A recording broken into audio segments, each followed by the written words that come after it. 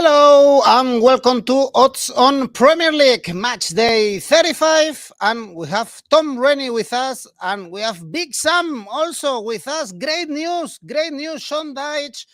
Big Sam, good football. We are going to enjoy the Premier League. Now I have to watch every single game, Tom. What a shame that Allardyce wasn't in charge for the Leeds game against Everton. I mean, if we ever wanted a safe bet this season, a game with 700 corners, we could have had it. Such a shame. Big Sam, good tactics. We are not in 1848, but we are in 2023, and still Big Sam is with us. So is Diego Costa, and so is Tom Rennie. So remember, guys, leave your tips, your comments, and don't forget to press the like and subscribe. And now let's go on with the show.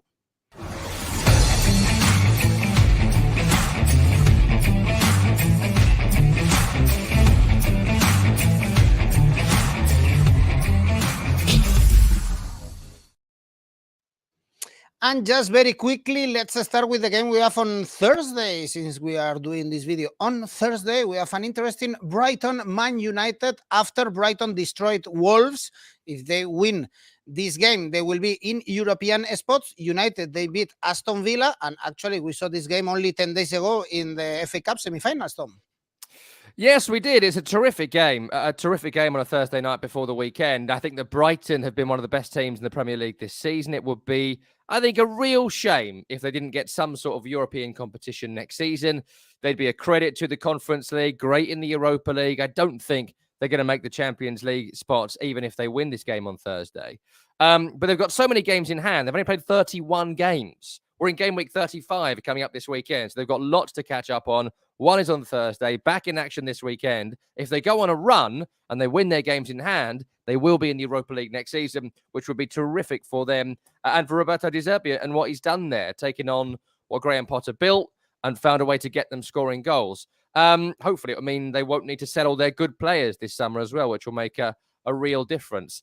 Recent form has been sketchy. They were really poor, I think, in the loss against Nottingham Forest. They were beaten by Tottenham, but only because of some of the worst refereeing decisions of all time. Bounced back to form in that thrashing of Wolverhampton Wanderers, which makes this really interesting. The one thing I will predict here is there will be goals. There'll be goals at the very least for Brighton and Hove Albion. 61 goals scored in just 31 games. That's phenomenal. Compare that to Manchester United, 49 goals scored in 32 games. It's an incredible amount of goals. Defensively quite strong too, 40 conceded. Compare that to, say, Tottenham, 57. And we tend to think of Tottenham as at least a good defensive team this season compared to Brighton. That's not been the case. So certainly look at Brighton to win this game and look at Brighton to score. For Manchester United, the issues are obvious at this point. Luke Shaw alongside Lindelof, they played quite well against Aston Villa at the weekend, but it's not the same caliber as having Varane and Martinez at centre-half. They are not going to be there for this game. So, look, I don't think you should avoid Brighton and Hove Albion here. I think there's every chance that Brighton are able to win this game. And the odds certainly reflect that. I mean, 2-1, 2.2, not particularly great, but I don't know. I don't fancy Man United here. I think both teams to score. I'd go both teams score and a draw, double chance it with Brighton, but certainly I predict goals in this game. Entertaining game, hopefully then on Thursday evening. Hello, Michael from New York. Really early morning, I guess. In New York right now, also Onofrios from Greece. Hello, everyone. So let's jump into the games we have in the weekend, match day 35. And we start with Bournemouth. Chelsea, they have the same points, and I cannot understand these odds. I would not put my money on Chelsea. We are saying this in the last weeks. 2.10 to back Chelsea. This is absolutely a joke, especially with the great moment with Bournemouth. Tom, Chelsea, at least they've scored in May the same goals as in April. Good news. Yes, that's good news. I mean, look, briefly on Bournemouth, we've spoken about them a lot this year, and I've backed them to stay out for a long time, as you know. They've done it. 39 points. It is done. It is over. 4 wins in 5. Incredible run of form across April and the start of May. They're up. There's no way Nottingham Forest, who are currently 18th, get 39 points. So this is done. That makes me question them Because when you've got that target of stay up, stay up, stay up, they've obviously been playing with that intensity of win every single game. They were incredible against Leeds United, fought hard away at Southampton, the 2 wins after the thrashing by West Ham that got them over the line. There was some peril again when they lost against West Ham, but they've since won a couple of games. And you see it quite a lot. You're seeing it maybe a little bit now with Fulham. You've seen it a little bit with Brentford in their more recent form, that when the goal has been achieved, even subconsciously, your foot comes off the gas. And again, it's worth noting, this is not a Premier League squad. Like, this is not a Premier League squad. There'll be no long queue of other Premier League clubs to buy Bournemouth's players this summer.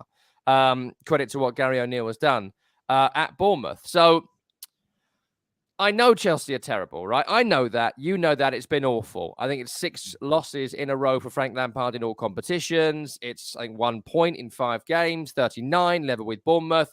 There's still some wags out there creating scenarios where Chelsea get relegated. It's not going to happen, but I can see why people are finding some joy in doing it. But I just can't see Chelsea losing every game to the end of this season. I know it's mad. I know it's mad. But at 2-1, it might not be amazing to bet on here. But I just feel like Chelsea are going to go there and finally get a win. I think it's a pressure-free environment against a team who are already up and will take their foot off the gas. And I think if you can put a team together of the kind of quality Chelsea have got, they'll be hurting now. This is professional pride. Forget the fact Frank Lampard doesn't know a tactic from a tic-tac. Like, move on from that. Just think about the quality of player. So you're not going to get Chelsea 2-1 very often. I quite like Chelsea to win this game. I know it's mad, but I think they're going to turn it around at some point. Combine that with goals at both ends, I think Chelsea could go there and win 2-1, 3-1, couple of goals. Look at Kai Havertz to start instead of Aubameyang as well from midweek. I just feel like they're going to turn it around at some point. The squad is too good to lose every game between now and the end, and this is a massive target for them. Well, we've seen the market, both teams to score, going down and down. The price now is around 1.8. It was up to 1.9. And I have, there are people here also having faith on Chelsea. Andras and Victor, for instance, they are backing Chelsea. It's true that at one point they have to win, but if they keep going like this, I think now they've matched the worst run ever for them. Is 6 consecutive defeats. So yeah, Lampard is breaking records as a Chelsea manager. Next game, Big Sam arriving to Leeds, and the first game is against Man City. Bad luck for Leeds and for Big Sam. The Leeds form is awful, 1 point in the last 5 games, and Newcastle is coming next. Luckily for them, they are not yet in the bottom 3, same points as Nottingham Forest. And what to say about Man City? I guess we should see many changes. Of course, Real Madrid is next. Yeah, look, I think that Man City just walked to victory over West Ham on Wednesday. West Ham, Declan Rice was ill. Give me a break. I think West Ham thought 3-0, we'll take that, we'll move on, and we'll build up for the next games they've got. West Ham are still, with 3 games on, 2 points away from safety. It's been going on now all season. Somehow West Ham are still in the relegation battle. We'll get to that. Man City put them away reasonably easily. I always say Haaland to score a hat-trick to you, right? So, start of the season, it was around 15-1. Every week, they dropped down to about 12-1. Best I could find this morning, Erling Haaland to score a hat-trick, 6-1. Isn't that astonishing? To score a hat-trick in a game of football, a player is 6-1. Record breaker, most goals in a Premier League season for any player ever, including 42-game seasons. 6 hat-tricks scored already this season. Get all over the Haaland market. Take Man City to win and Haaland to score. Take the over on this one. Over 3.5. I think a walloping here for Leeds United, who, look, they have ballsed up this season massively. They should have stuck with Jesse Marsch if they weren't going to put faith in Javi Gracia. I know the results have been really poor, but you've hired someone to do a specific job, and part of that job is to deal with the peril of it. How do some of these players signed by Bielsa or Marsch in 3 days learn how to play for Sam Allardyce? That doesn't make sense to me. It's like asking Picasso to do graffiti on a train. Like, it doesn't make any sense. So I admire Big Sam. He is an arrogant, obnoxious individual, and he does that so if he shows how much he believes in himself, his players will believe in him. That's worked a lot over the years. It worked at West Ham when they were in the Championship. It worked at Blackburn and Bolton famously. It worked at Sunderland when he kept them up. Didn't work at West Bromwich Albion. Didn't work at Crystal Palace. Didn't work at Everton. So you know what he's going to do. He does it every time. He's not going to be able to turn this team into one that can defend overnight. Don't touch Leeds with a barge pole. At least 3-0. Put it with Haaland. You'll make some money here. We've seen some beautiful graphics from our team about Haaland's record. We can see it right now, breaking all-time record in the Premier League with 35. This is a church, I guess. Then Shearer, then Andy Cole.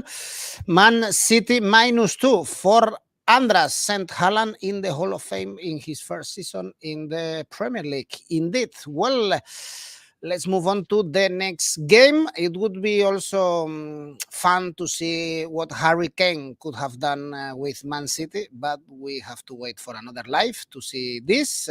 Next game is Tottenham Crystal Palace, and perhaps we see a good football game if they replicate what they did the previous weekend. Both games ended up with 7 goals. Tottenham, they could be awful. They are only getting 1 point in the last 4 games, but the games are very entertaining, we have to say. And Palace, free flow as well, absolutely safe. Perhaps we see a good football game here. Well, what are we seeing in every Tottenham game, even when they're losing? Kane goal, Kane assist, Kane goal. Where would they be? What would they be without Harry Kane? And as you say, are we ever going to find out? I don't know at this point. I feel like he'll stay there forever. Kane and Son have combined for 12 goals in the last 8 Premier League games. Kane has scored 9 headed goals in the Premier League this season.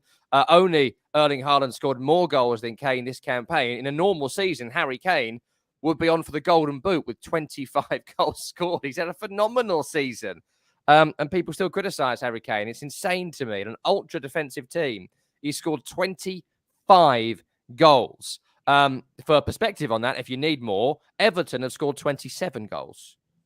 Southampton has scored 28. Wolves 29. Harry Kane has scored 25. And would we say that Tottenham have been more offensive this season than Southampton, Everton or Wolves? I wouldn't say that. They've done it because he doesn't miss the target very often. And if he's not scoring it, he's assisting, as I mentioned there with the assist for Son recently. So not a great deal of improvement with Tottenham last weekend. Great spirit shown, which they didn't show at Newcastle the week before. So Ryan Mason has at least brought that to the team. There is a sense of professional pride about them, but the issues remain. The midfield is flat. It looks bad without Bentancur. The defence needs replacing. Both goalkeepers aren't up to it. So I think they will concede goals in this game. I don't see them being as defensive as they would have been under Stellini and were under Antonio Conte.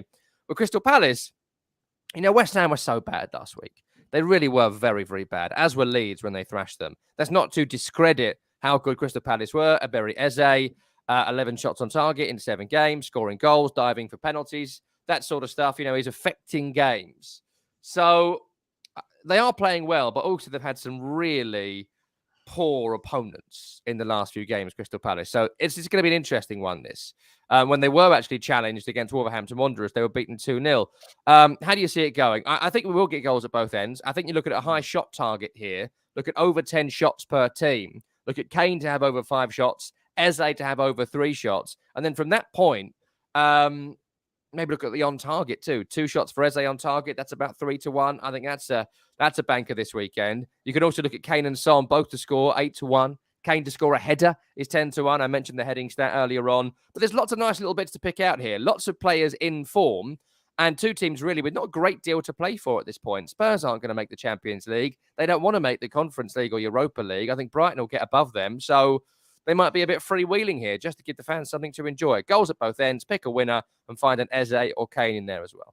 1.77 for both teams to score, as we can see right now. Victor is going for this. Andras is going for Palace. Double chance, bad moment, of course, for Tottenham Hotspur. And next game is Wolves Aston Villa, Lopetegui against Unai Emery. Wolverhampton, they still need one victory to stay up. They are 37, almost there, and at home, they've been great. 4 victories in the last 5 home games, only losing to Leeds. I don't want to mention, of course, the game against Brighton. Remember, they got thrashed the previous weekend. And Aston Villa, I guess they want to make it to Europe. Tom, 2 points away right now from European spots. No, actually, they have the same points as Tottenham. Yes, they do at the moment, but I still think they would have felt last weekend going to Old Trafford, they would have had an outside chance of the Champions League. So that's I think that's what you're alluding to, the top level of European football, which they were on the charge for. That's kind of come to an end. I think they'd be delighted to be in Unai Emery's signature competition next year, which they're definitely in the battle for. They'd certainly prefer to be in it more than Tottenham would. Look, Wolverhampton Wanderers, I don't agree with your point they need anything else. They can lose the rest of this season and still be up. 37 is going to be enough. It's going to be enough because it has been enough statistically for 20 years. Plus, if you're saying it's not, we're saying that Forest, Leeds, or Leicester are going to win 2 of their final 4 and get a draw and overturn a goal difference swing. We're not saying that, right? That's just not going to happen. So they can lose the final 4 and stay up. No, I mean, yeah, I can see why you're saying it, and I can see why I keep saying West Ham are going to go down. But do I really believe that if I don't care? No, I don't. Because I don't have much faith in the teams down the bottom. But he'll need to convince his players of that because he'll want to get a performance out of them. But I don't know. I think they've got over the line. They've done it on great home wins. 8 home victories this season. They've beaten Tottenham. They've beaten Chelsea. They've beaten Brentford. They beat Palace last time out. They've beaten Liverpool. They've stayed up because of what they have done at Molineux. So that gives them a chance here. Plus, it is a derby in the Midlands. Aston Villa have got on this charge because of how good they have been this season away from home. They are the 6th best team away from home in the Premier League. 6 victories and 4 draws in 17 away games. 22 points picked up on the road. Really very impressive. And also the form of Ollie Watkins towards the end of this season too. 14 goals scored. Really, really impressive. So it's interesting, this one. Both at around 2.5 to 3 to 1 as we get towards the game. I actually think this is going to be a bigger test for Aston Villa than it is for Wolverhampton Wanderers. I think Wolves subconsciously will feel they have made it. I think Aston Villa in recent weeks have shown they can get at a high line. If Wolves at any point press forward, they'll find Watkins in behind. I'd go for Aston Villa here to win a low-scoring game, under 2.5. I think you look at one of these teams to win 1-0. I would pick Aston Villa, double that up with Ollie Watkins to be involved in the score, in the goal, assist or finishing it. And I think you'll do all right here. Go low, go Villa. Well, Lopetegui against Unai Emery, I would be surprised if we see a lot of goals, to be honest, or if this is a thriller. Next game, Liverpool, Brentford. Actually, probably the Europa League spot is going to be for Liverpool. Almost certainly. They are still 4 points away from Man United, but Man United, they have 2 games in hand and they have 5-point difference with Tottenham. But Liverpool, they are winning lately, perhaps not playing great, but they won the last 5, including the victory on Wednesday against Fulham at home. For Brentford, they beat Chelsea and Forest in the last 2 games. Yes, and they're getting a lot of luck as well, it's got to be said. That's not a penalty in the game against Fulham, no way. West Ham should have had a penalty at London Stadium. That wasn't given. A freak occurrence to beat Tottenham last week, 3-0 up to be at 3-3 temporarily.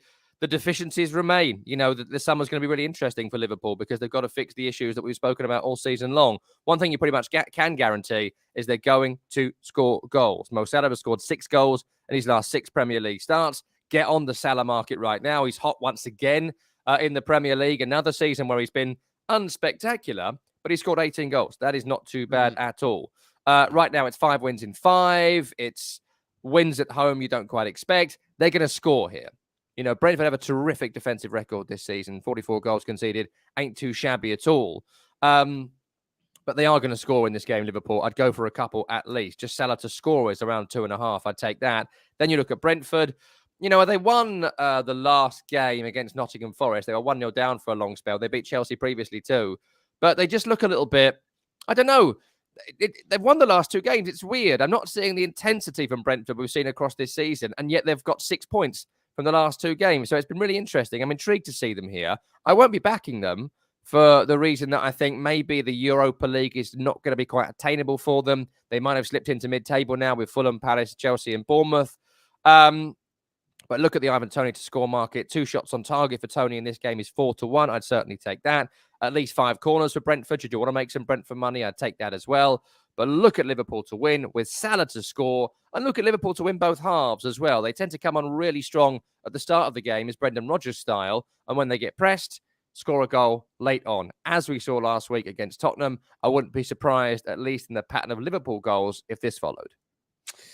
Well, Brentford to win is 6.7. That's why Andras is telling us that is good money. Victor is going for Salah and Jota to score. Klopp is going to stay in Liverpool next season, you think? Yeah, where's he going to go? No one above Jurgen Klopp and Liverpool even would want him. Real Madrid aren't going to want someone like Jurgen Klopp. Barcelona aren't going to want someone like Jurgen Klopp. I don't think he would go to Bayern Munich for various publicised reasons. Is there a move up in the Premier League he would make? No. And once you move out of those 3 countries, where do you go? To Italy? There's no money. So the only way for Jurgen Klopp from here is down or back to Germany, not to Bayern. And Germany, not to Bayern, is a waste of time. So Klopp stays forever. True. Well, good games we have on Sunday, Super Sunday, perhaps we can call it. Newcastle, Arsenal, perhaps this is the end of the title race if Arsenal drop points here or lose against Newcastle. They are in great form. Newcastle, 8 wins in the last 9 games, even with luck, because the last 2 goals scored against Southampton, especially the second one. Oof, very lucky. Yes, I mean, I agree. But they just have that wind in their sails, right? And when you've got that in your sails, that belief, you're in the right place, the right time, it hits you when you're not expecting it. You know, that's kind of what's happening. Callum Wilson right now, 3 shots on target in his last 2 games, his best ever scoring season, using him as a bit of a super sub. It's working out really well for them to replace Isak with Callum Wilson. It's almost like when you've got a striker of one type, get another striker of the same type to replace them in the game if you like the way you play. You know, don't buy Danny Ings if you've got Mikel Antonio, for example. That's super dumb. Whereas Newcastle have got Isak and they're playing Wilson to replace him, or vice versa. Makes a lot of sense. You mentioned their form across the board, which is terrific. Their home form is just as strong. It's 4 wins in a row since that loss against Liverpool, which was a couple of days before the Carabao Cup final. So focus was elsewhere. If they never made the Carabao Cup final, you wonder if Newcastle could have had a nibble at the Premier League title this season. That little run of form around that is the only time this season they've been poor at all. Probably one more win will get them to Champions League safety. They've got a 6-point gap on Liverpool now. I don't think Liverpool win every game between now and the end of the season, but I think 3, maybe 4 points. You get to 69, 70. You are not going to be knocked out of the top 4 with 70 points. 65 tends to get you 5th. 68 and above tends to get you 4th and 3rd. So look, Newcastle, lots to bet on here. I'd certainly be looking at Callum Wilson to have 2 shots on target. Look at the Callum Wilson to score market. He's really hot right now. And look at Newcastle to have over 10 shots, 5 on target in this game. For Arsenal, away form has been so good for them. They're the best away team in the Premier League this season, 11 victories. That's more than Manchester City, but it's fallen apart in the last few weeks. The game against Liverpool, the game against West Ham, and famously the game against Manchester City. They were great against Chelsea in midweek until half-time. And then it was almost like the West Ham game again. They seem to be finding a bit too easy playing rubbish teams. So this might do them a favour here. They won't have a moment to slack off if they take the lead and score a couple of goals. He rested players against Chelsea, which is a lot about Chelsea, I think, in midweek. I expect Partey to come back, Martinelli to come back. Don't think Jakub Kiwior did a great job in midweek, so I'd expect Rob Holding to come back in central defence to replace or to partner Gabriel, replacing Saliba. How's it going to go? Very, very tough, this one. This is not a game I feel particularly assured on. So I'd be looking here at goals at both ends. A draw would not shock me. A draw on both teams' score would not shock me. I'd be looking at least 10 shots for both teams. I think it's going to be quite entertaining, this one. Look at Callum Wilson to have a couple of shots on target. Look at Martinelli, if he's brought back in, which I think he will, to have a couple of shots on target. Odegaard, 4 goals in 4 games. That's someone worth looking at in this game individually. But both teams score plenty of shots, and I think it screams draw. Well, we've seen many draws recently in Arsenal, and both teams to score. Also for Adam, we have Victor and Andras also willing Newcastle to win. is their hope. 2.6. Actually, it pays everything pays well. This is how tight this game is. And Fred, who sent us love, by the way. Arsenal double chance for Fred. Great game. This one, Newcastle. Arsenal, important that we will see both teams in the Champions League next season. This is big news for both clubs and a lot of money, I'm sure. And next game on Sunday, West Ham. Man United, probably also we will see Man United back to the Champions League. They still have a good distance from Liverpool, but the interesting point here as well is West Ham, 3 consecutive defeats. You mentioned that they need a victory. Are you hopeful that they are going to get the victory here? I don't think West Ham get another point this season. And I think they're going to be real lucky to stay up on 34. It's been so rotten. It's been a rotten season for West Ham in so many ways. They couldn't score a goal for 6 months. They finally started scoring goals again, but suddenly conceding goals. Just everything has been wrong. David Moyes has got everything wrong all season long. And this squad has got no business being in this conversation. They've been in it for such a long time now. They got the win over Bournemouth, and all they need is 2 measly, lousy points to get to 35, 36 even. And loss against Liverpool was tight, but should have got a draw. That was a penalty. The loss against Crystal Palace was just incompetence all the way through. Moyes said afterwards, the players look tired. Yeah, they had 9 games in April. You didn't rotate anything. Why do you think they're tired? Why have you got 25 players if you're only going to use 13 of them?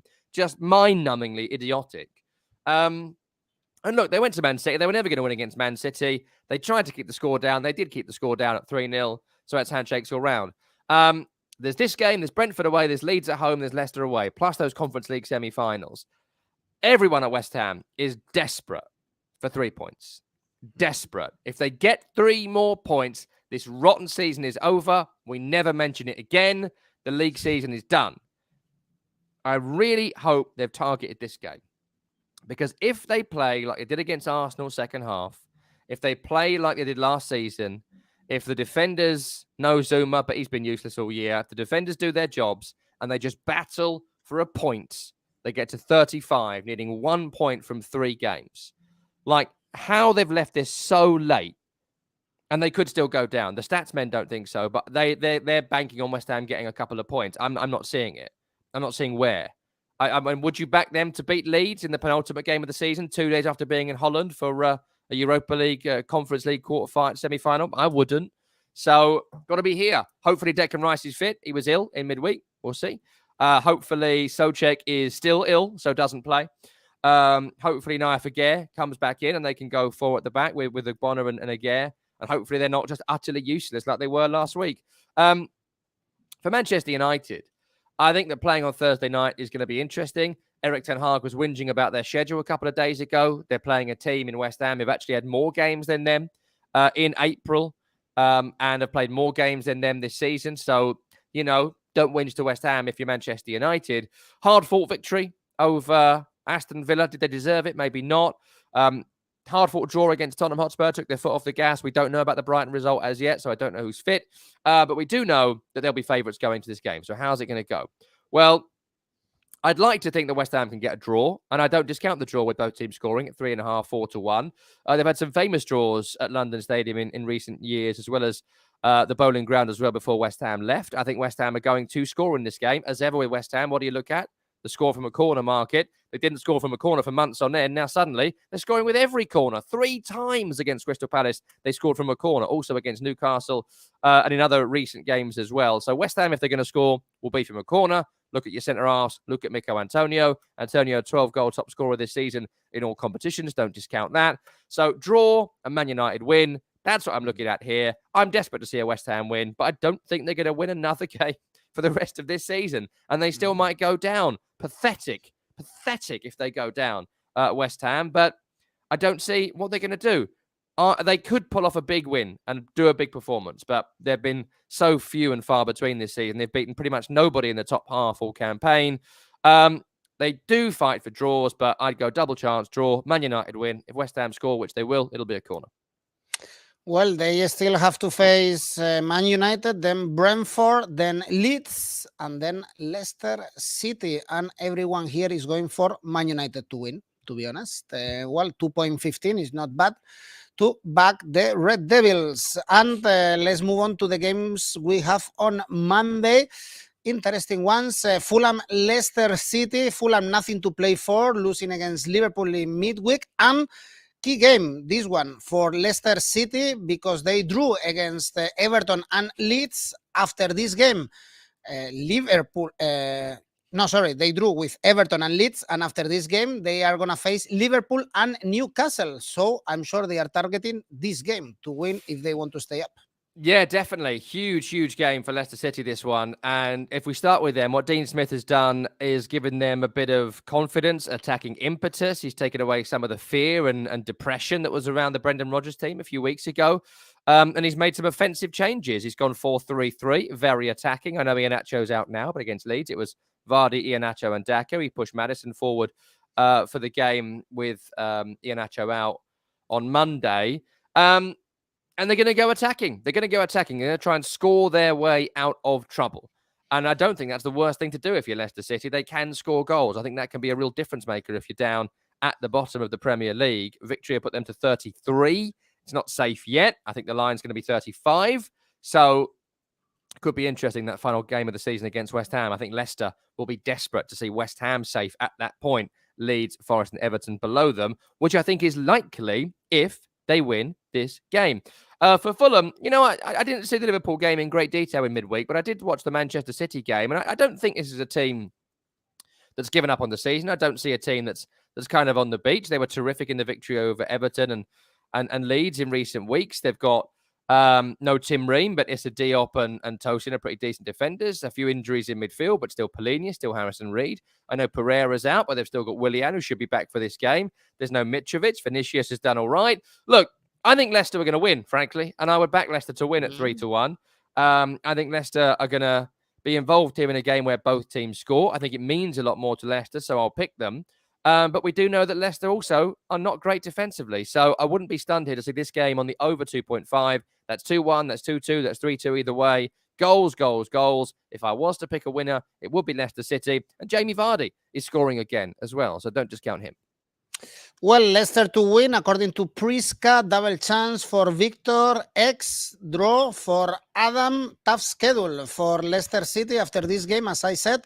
Liverpool, Newcastle, and West Ham. Wow. Tough one. Next game is also going to be tough for Everton. We have Brighton. Everton, you've analyzed before Brighton with a lot of options to play in Europe next season. And Everton, 7 games without a victory, only 2 points in the last 5 games, conceding far too many goals. Do you think they are going to get safe? No. I mean, I do in the sense of I can't envisage an Everton team going down. They've never been relegated in my lifetime. They always seem to find a way at the end of the season to do it. But the only way is to win this game. They've got to win this game. Otherwise, there's a chance this weekend that Forest and Leicester, maybe even West Ham, could put away from them. And when the gap becomes 6 or 7 with 3 games to go, you've got to win the final 3. It's kind of curtains at that point. I think Brighton, we haven't seen them on Thursday, but are going to score goals in this game. I wouldn't be surprised to see a replica of what we saw against Wolverhampton Wanderers. Everton are a team lacking movement, lacking belief, lacking a particular style of play. I think Brighton will deal with them pretty well defensively. As we mentioned earlier, they've got a very good defensive record. If you want to back Everton, I wouldn't advise it. The goal's going to come from a corner. Look at the defenders to score. Tarkowski, Keane, the most obvious examples. Potentially a penalty, and Dominic Calvert-Lewin scores it. I wouldn't back him to score from open play, judging by his miss from a couple of yards out in midweek. Go Brighton. Go big. You don't get great odds on Brighton these days, so I'd be looking at over 2.5 goals. That's 3-0. That's 2-1. That's in the game, not for the victor. And then you look at the things like McAllister, 2 shots on target in his last start. Solly March, 7 assists this season. Maybe double it up with a Solly March assist. The only thing I never advise with Brighton is the goal scorer, because most of the goal scorers I've never even heard of on the Friday. On the Saturday, they score a 45-yarder. So don't go on that market, because if I don't know, how are you going to know? But Brighton win. Well, Victor is going for over 10 corners. Everton can arrive to the final two games with the 2 feet in the championship, actually, because next game is against Man City. And then they have Wolves and Bournemouth. Tough for Everton, perhaps going down, and perhaps with Forest and Southampton. Both are meeting also on Monday. Forest, they lost to Brentford, only one victory in the last 13 games. And in the schedule, they have Chelsea and Arsenal next. For Southampton, game over. Yeah, I mean, look, I wouldn't be afraid to play Chelsea right now if I was Nottingham Forest. Yeah. So I don't think that's the game it would have been in other years. Nottingham Forest, if they're going to stay up this season, it will be on the back of their home form. 6 victories across the season. There was a bad run before that great result against Brighton a couple of weeks ago. And frankly, they've got to win this game. They have to win this game to stay in the Premier League. Southampton, I don't think are going to stay in it, but if they want to stay in the conversation, this is a game they need to win. In terms of Forest, it's been difficult to kind of nail down what they are this season, considering not only did they buy so many players, they've also had so many injuries going into this weekend. 12 players are missing, including Scott McKenna, who would have played, Willie Bolly, who would have played, Dean Henderson, who probably would have played, John Joe Shelvey, Brennan Johnson's a doubt for this one. If he's missing, there's big issues there. I mean, I could go on. It's ludicrous how many injuries they've had, but they've also got so many players they can cover for those problems. For Southampton, it has been awful, like no question about it. But I think in every game they have been in it. They have fought. They fought against Crystal Palace. They fought against Arsenal. They did the same against Bournemouth, same against Newcastle.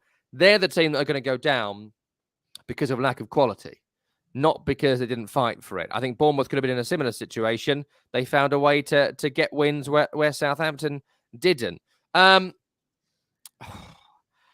My head tells me Nottingham Forest win this game without conceding, and they get to 33 points, and they're well in the mix with 3 games to go. But there's just something about this, and I don't recommend this, but there's something about this which screams Forest are going to blow it. And I think Southampton all know they're drinking here in the last chance saloon. And if you take away recent form, Southampton have got 4 away wins this season. They do go to places, and they can get a result. I actually think draw and Southampton to win might be worth your time. I know that's mad, but I just think the pressure on Forest to win this game is gargantuan. I'm not sure they've got the quality to get over the line. And if Carlos Alcaraz, Theo Walcott, Kamaldeen Sulemana, these guys are up front, they can get at this pretty slow-looking Nottingham Forest backline. Nico Williams out as well, injured. So go mad. If you want to go on a mad one this weekend, Southampton to win at near 4-1. I'm going to do it. Okay, good luck then, Tom. Adam or Priska are going for Nottingham Forest to win. The odds are not good, to be honest. 2.14 is not great to back a team in the bottom 3. Well, this is it. We have an interesting Monday in the Premier League ahead of the Champions League semi-finals or the Europa League semi-finals. Tom, or in West Ham case, conference as well, of course, on Thursday. Tom, tell me your favorite bet. Man City to beat Leeds United. It's going to happen, obviously. It's only 1.2. If you want to make some money out of it, double it up with what I mentioned earlier on, Haaland to score, or over 2.5, over 3.5, win without conceding. They are going to bash poor Big Sam to smithereens. But to be safe, City win. He has to head to the pub afterwards and drink perhaps 10 pints, 12 pints to swallow that defeat. And then Yoraka? 3-team ACCA this week. It's a bit dicey. Man City are in there, obviously. I am going to pick Chelsea. I just have a feeling that Chelsea are going to start turning it around now the pressure is totally off and nobody cares. I think they win at Bournemouth. Brighton will win their game at the weekend against Everton. Brings it in just under 4-1. It's been a pleasure. Tom, thank you. Thanks, everyone, for watching. See you next week. Don't forget, press the like, subscribe, and see you next week. Bye.